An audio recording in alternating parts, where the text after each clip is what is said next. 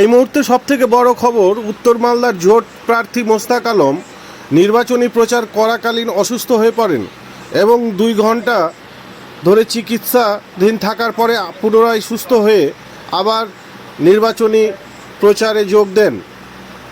এই মুহূর্তে সবথেকে বড় খবর যেটা জানতে পারা যাচ্ছে, প্রচণ্ড দাবদাহের জেরে এমনটা ঘটেছে এবং অনিয়মিত খাওয়া দাওয়া এবং ওষুধপত্র না খাওয়ার জন্যই এই কাণ্ড।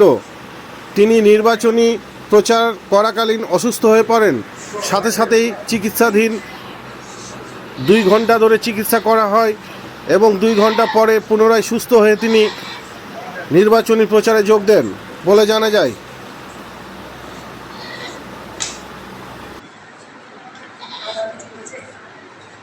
সকালে গলা বসে তারপরে বই খেয়েছি, তারপরে